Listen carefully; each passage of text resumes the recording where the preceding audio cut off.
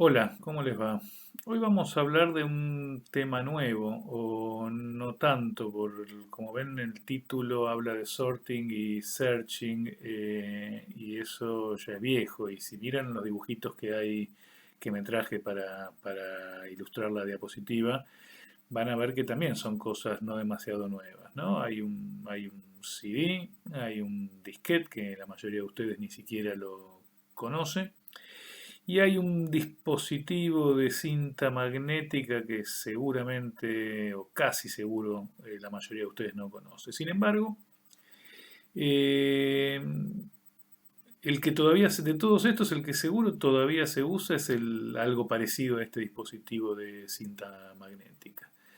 Pero no vamos a hablar de hardware específicamente hoy, o sí, vamos a empezar a hablar, vamos a tener que hablar un poquito de hardware porque vamos a tratar de ver cómo se resuelven estos problemas que venimos trabajando ya a lo largo de casi todo el curso en forma intensiva, en situaciones especiales. Como ustedes ya habrán escuchado millones de veces, estamos en lo que muchos llaman la era de los grandes datos, ¿no? Hay un montón de palabras de estas que están escritas acá que hace algunos años ni siquiera se conocían. La mayoría hace algunas décadas no se conocían, ¿no? Sabíamos que era un bit, un byte, un K, un mega, y con el pasar de los años fueron apareciendo dispositivos cada vez más grandes, y necesidades cada vez más grandes, ¿no? En una especie de carrera de gato y ratón donde cada vez que se pueden hacer más cosas aparecen mayores necesidades. La mayoría de estas terminologías, les juro que no existía cuando yo estudié, ni que hablar si las computadoras que uno usaba tenían esto. Mi primer computadora tenía 64 kilobytes de memoria, me da vergüenza decirlo, pero la mayoría después, bueno, fuimos pasando a los megas, a los gigas, y alguno por ahí ahora anda con una memoria de esta capacidad. Y sin embargo, a pesar de que las memorias andan con capacidades de por acá, ustedes conocen varias de estos términos porque en las memorias no caben, pero en algún tipo de dispositivo sí caben, y además las necesidades de los usuarios se miden en unidades cada vez más grandes, ¿no? Entonces, en esta carrera, acá tengo algunos numeritos para impresionar. No, muchos no impresionan. De hecho, algunos de estos números ya son de hace un par de años atrás, con lo cual hoy en día debería haber números más impresionantes. Y seguro que también existen prefijos más impresionantes que esto acá. Llego al geobyte, pero si se ponen a googlear por ahí van a ver que ya existe el que sigue, que se llama el Seigenbyte, y el que sigue todavía, que tiene un nombre que casi no podemos decir en Argentina. Averígüenlo por su cuenta. De todos modos, volviendo al tema que decía recién, cada vez hay más necesidades y cada vez hay nuevos dispositivos, y hay problemas que son los problemas de siempre, ¿no? Decíamos hace un minuto, el título de la clase habla de diccionarios y ordenamiento. Los problemas son los mismos, y pese a que los hemos convencido hasta ahora de hablar de complejidad asintótica y hablar de análisis asintótico y de tipos abstractos de datos, hoy nos vamos a dar cuenta que hay situaciones en las cuales la abstracción que hacemos para definir los problemas con los cuales tenemos que trabajar, eh, en algún sentido práctico hace agua, o no hace agua, necesita un enfoque distinto cuando suceden cosas como, por ejemplo, que el arreglo que tenemos que ordenar es tan enorme que no cabe en la memoria de la compu. No lo habíamos pensado hasta ahora, no le habíamos dado bola, hasta ahora habíamos dicho que es lo mismo, que el tipo abstracto arreglo o array, o que el tipo diccionario es lo mismo cuando n tiende a infinito que cuando n es más chico. Medíamos todo en función de n tendiendo a infinito, pero cuando tenemos que ir a la realidad, nos damos cuenta que hay una diferencia entre, por ejemplo, ordenar un arreglo que cabe en nuestra memoria principal y ordenar un arreglo que no cabe en nuestra memoria principal. ¿Por qué? Porque los dispositivos que soportan esas cantidades cada vez más grandes de bytes para almacenar, tienen una particularidad y la han tenido a lo largo de toda la historia de la corta historia de la computación, pero lo han tenido siempre. Los dispositivos donde caben más cosas son más lentos. Los dispositivos más rápidos, estoy diciendo lo mismo de dos maneras distintas, los dispositivos más rápidos son más chiquitos, no caben tantas cosas. Uno tiene una computadora con una RAM de algunos gigas. Adentro de esa computadora también hay una serie de registros que son más rápidos que la RAM, de unos pocos K. Y afuera de la computadora o a un costado hay una memoria externa o un disco rígido o una memoria flash, que es mucho más rápida, perdón, mucho más capiente, con mucha más capacidad que la RAM, pero seguramente mucho más lenta. En una típica computadora de la que llamamos arquitectura von Neumann, uno tiene una CPU que adentro tiene una unidad de control y una memoria muy chiquita y muy, muy, muy, muy rápida que son los registros. Después tiene una RAM, una memoria que la podemos ver como un gran array, y esto sería, digamos, la computadora propiamente dicha, que además tiene un disco o dispositivos de cinta, como los que estaban dibujados en la carátula, etcétera, etcétera, ¿no? Y los datos se guardan dependiendo de a dónde uno le quepan, y se guardan en los dispositivos donde uno necesite. Digamos, si caben en RAM, se guardan en RAM. Si no caben en RAM, uno empieza a usar el disco. Y si tiene que hacer un backup de todas las operaciones, quizá lo guarda en cinta. Y estos dispositivos, ahora les voy a dar algunos números para que vean, pero intuitivamente e históricamente hay una gran diferencia de velocidad de acceso entre estos dispositivos. Así como esto está cableado internamente dentro del chip, el acceso a un disco es más lento, y además en general los discos, esto es pura electrónica y los discos tienen movimientos mecánicos, ¿no? Digamos, para acceder a un byte que anda por acá, este disco hace un giro, gira en este sentido para que esto se posicione debajo de lo que aquí se llama la cabeza lectoescritora, y además la cabeza lectoescritora tiene un movimiento radial que se acerca o se aleja del centro del disco, y todo esto requiere tiempos mecánicos, ¿no? Digamos, mientras esto se mide en términos de milésimas de segundo, esto se accede en términos de millonésimas de segundo. Y esto tiene que girar y moverse como cuando ustedes miraban El Rey León en VHS y había que rebobinar y adelantar y rebobinar y adelantar. Y eso lo hace muchísimo más lento. Además, estos suelen ni siquiera estar montados permanentemente. Esto por ahí está guardado en un placar donde hay un montón de cintas y uno tiene que ir, abrirlo, buscarla, con tiempos, digamos, humanos que se miden en segundos o minutos, ¿no? Entonces, en el juego entre las distintas velocidades de estos tiempos, de estos dispositivos, es que aparecen necesidades de pensar algoritmos distintos para cada situación. No es que uno vaya a pensar un algoritmo distinto para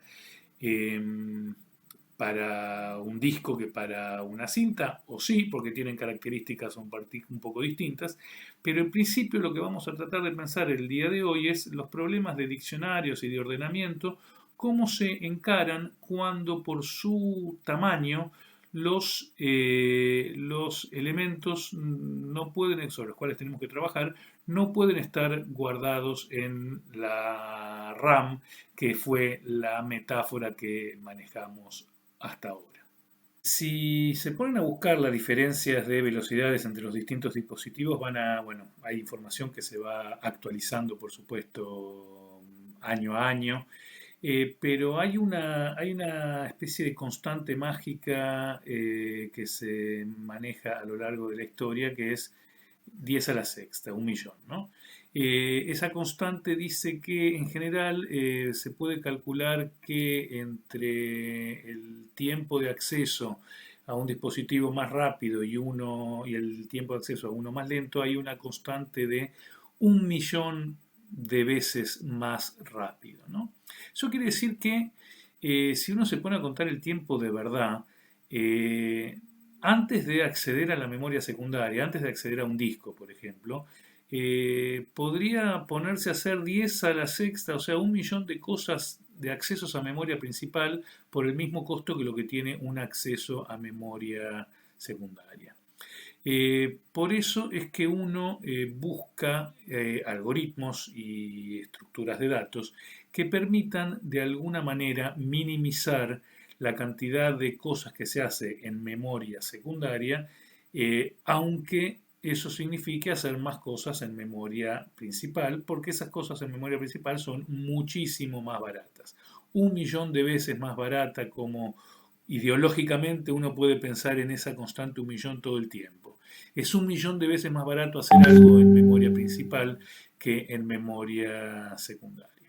Entonces vamos a desarrollar algoritmos, a pensar ideas algorítmicas para optimizar el uso que hacemos de la memoria rápida, tratando de usar lo menos posible la memoria secundaria.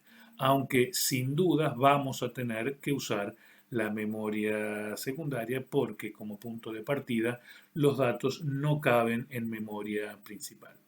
Si buscan en el Colmen, por ejemplo, datos más o menos antiguos, o relativamente antiguos de esto, van a encontrar que el tiempo de rotación de disco, lo que tarda el disco en girar, anda por las 8 milésimas de segundo, o sea, se mide en términos de milésimas de segundo y luego para acceder se tarda otros 3 a 9 milésimas de segundo adicionales, ¿no?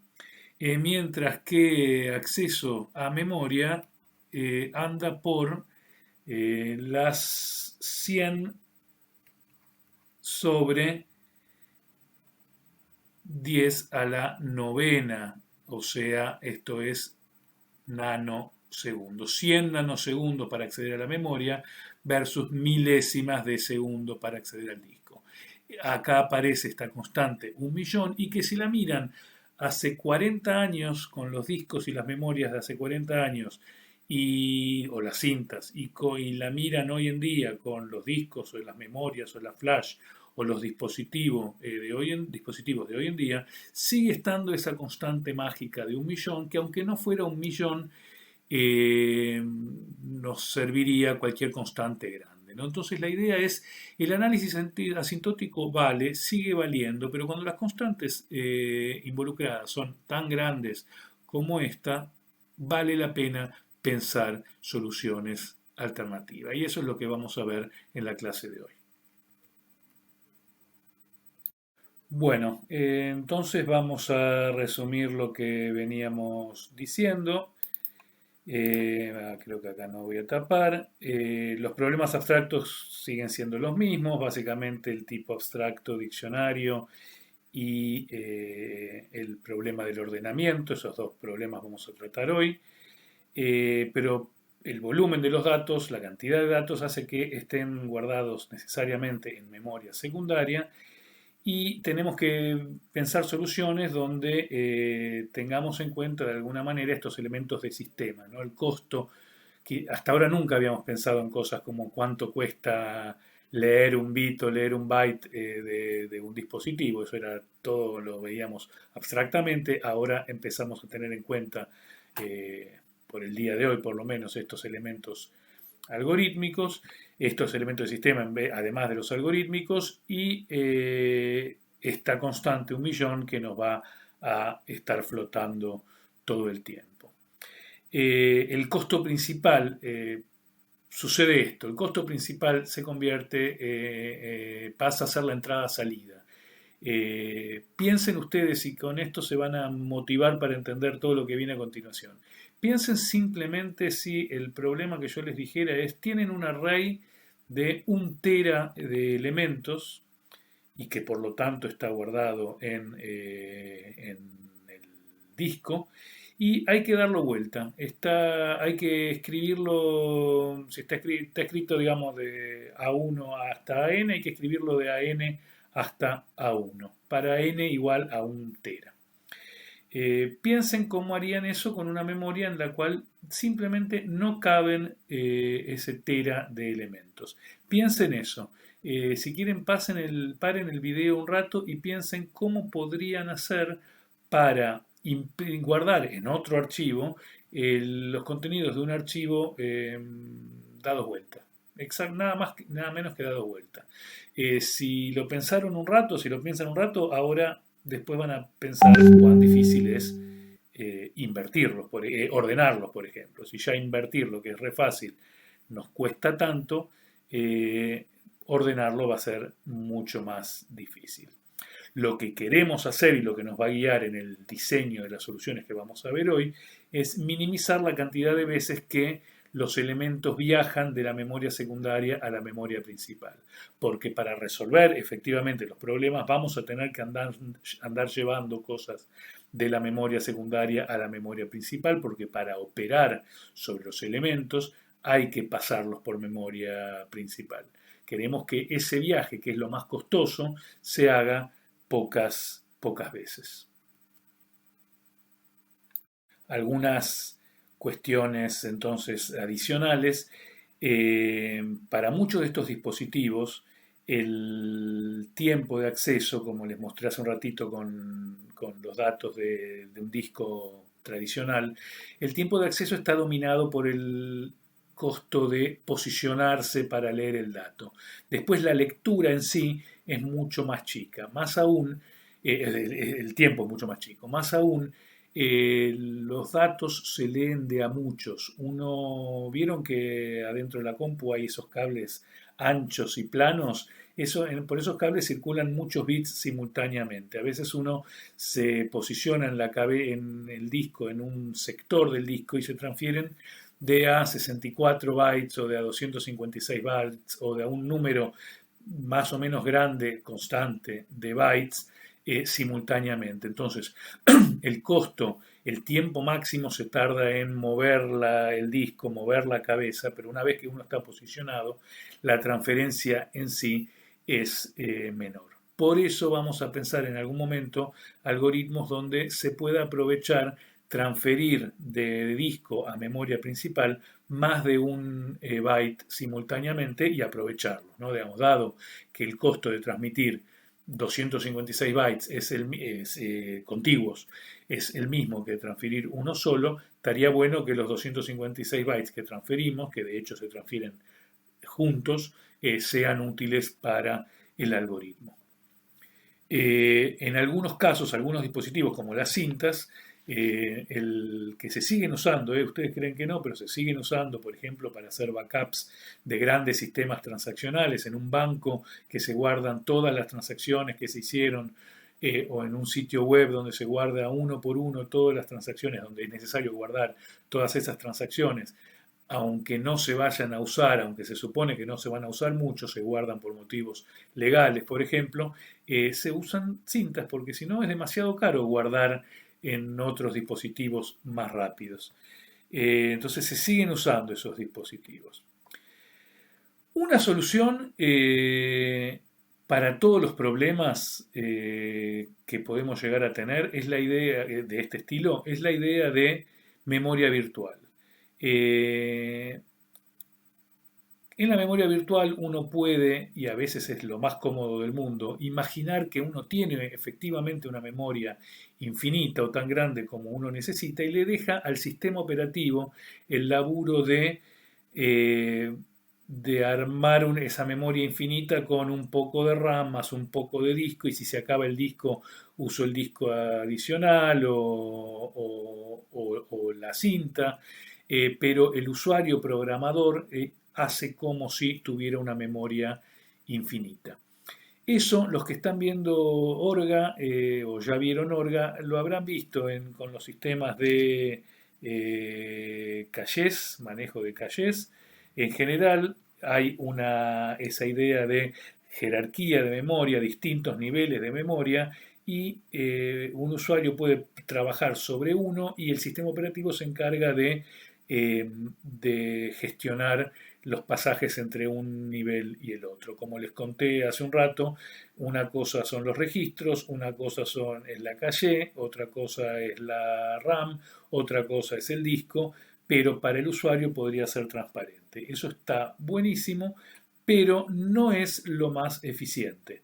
Nosotros podría tocarnos en nuestro trabajo profesional en algún momento tener que programar un sistema y entonces confiar en el sistema operativo que va a resolver bien nuestros problemas puntuales, no necesariamente es una buena decisión. A veces es cómodo, en general es cómodo, a veces sirve, pero otras veces tenemos que programar nuestros propios sistemas de, por ejemplo, de diccionario o mecanismos de ordenamiento, y eso es lo que vamos a hacer hoy para obtener cosas más eficientes que la que nos podría dar un sistema operativo a través de su mecanismo de memoria virtual.